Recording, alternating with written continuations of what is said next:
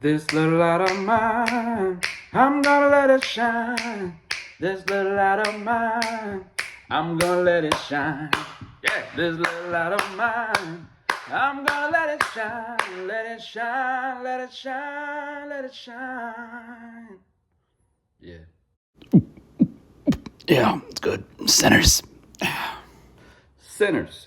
Hopefully you saw the trailer before you go into this movie, because you gotta know what type of sin you're getting into. Well, all kinds of sin. It has the right title, right? It's got some racism, because it's set in the 1930s.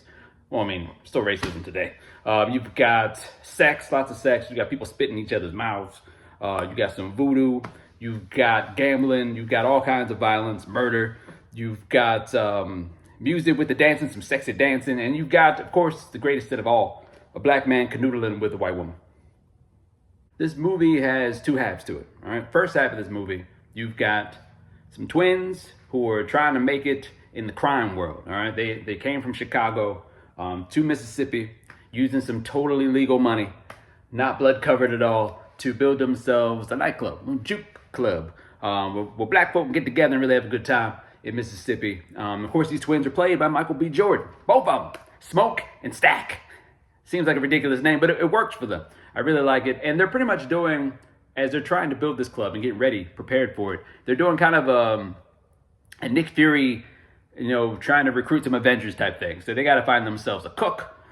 They've got to find themselves a bouncer. They have to find themselves some entertainment, like musicians. They got to find some people to serve some drinks, get the food prepared. They got to find some hoes. And then they're ready to go for the club. They're good. The second half of this movie, it makes a sharp left turn into supernatural. Vampire movie, straight up vampire movie in your face.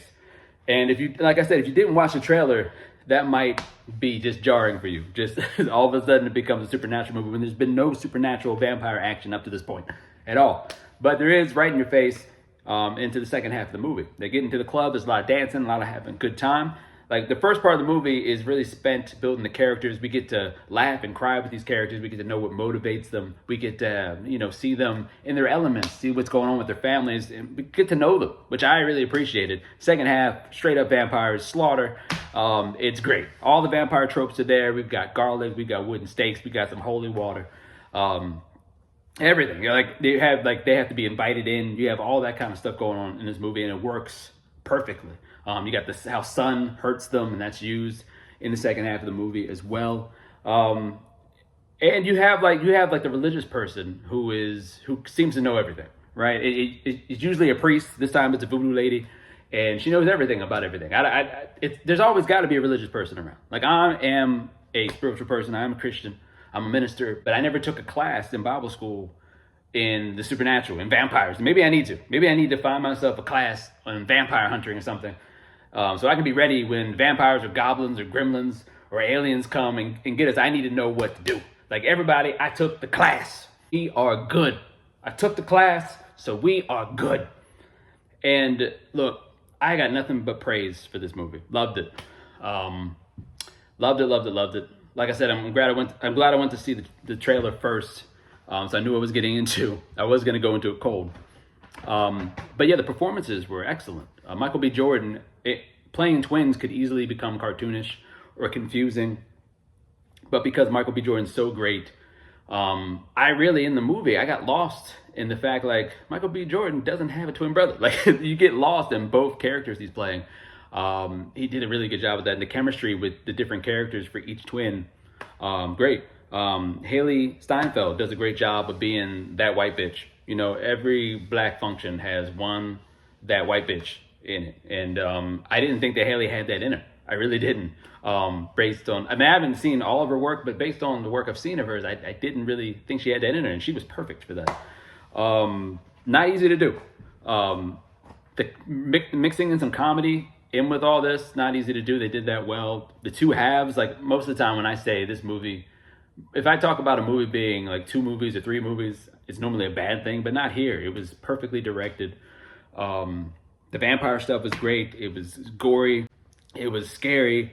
There's music throughout this entire movie, and that could easily be distracting, but it's not. It works. And then when you get to the club scene, since you've had music in the background this whole time, it perfectly fits when someone starts singing.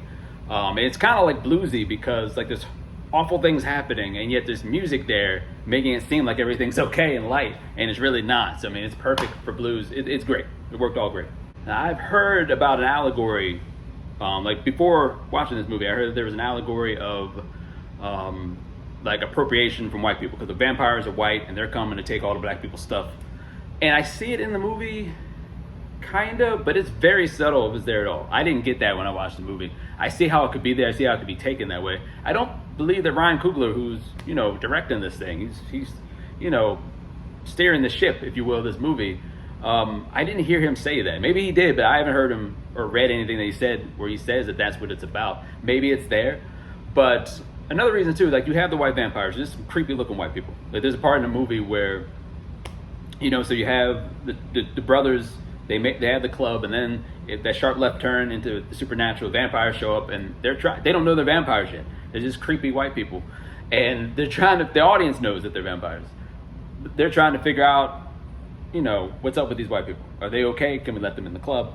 And they're by their appearance alone, you shouldn't let these people in the club. They're creepy looking white people, but the creepy looking white people don't like throw a lot of N words around. They're not being like derogatory and like in a stereotypically 1930s type of way. They're not doing that. Also, there's a part where you have the vampires are dancing. They're having like a church service, if you will, a culty church service full of vampires, and it's white and black vampires. So I didn't see that, but it's there if you want to see it. I would say, now it's not this either, but I would say there's more of a religious thing going on, where if you go out there with all the sinners and you're doing all kinds of sinful stuff, partying and dancing with the devil, at some point the devil's going to come back, perhaps in the form of a group of white people who may or may not be vampires. They're going to knock on your door and want to destroy everything you have, right? If you're out there with the sinners, at some point the devil's going to want to come back and get you, right? That's not going on either, I don't think. If it is, it's subtle.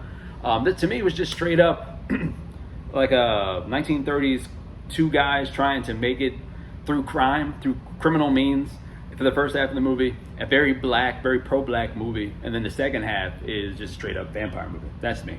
If I have any issues with the movie, it would be it's a little silly towards the very, very, very end if you think about it too long. I just don't recommend thinking about it that long. Just enjoy it because it's fun. There's some quirky things going on here and there throughout the movie, but even those things work. And the thing at the end does work, even though it's a little bit, it's kind of silly at the very, very end. And there's another very, very end, by the way. There's a mid-credit scene that you really need to see. It's a big part of the movie, actually. But I'm not going to take too many points off for that. I'm going to give it an A. I really enjoyed this movie. It's one of the best movies of the year. I'm just going to go ahead and say it. So hopefully you were able to get to church for Easter Sunday service, get some Jesus up in you. But if not, at least go see this movie. There's enough spirituality in there to give you some Jesus points. There you go. This little light of mine, I'm gonna let it shine, let it shine, let it shine, let it shine. Whew. Good movie.